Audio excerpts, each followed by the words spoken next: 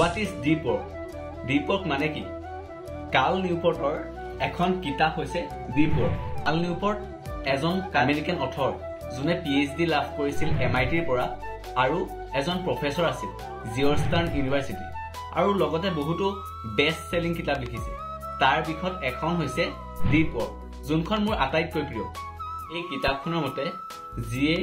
গভীৰভাৱে এই ডিস্ট্ৰেক্টেড যুগত কাম কৰি যাব পাৰে সেই এই যুগৰ সৰ্বাধিক মূল্যৱান কাৰণ আমি সকলোৰ ব্যস্ত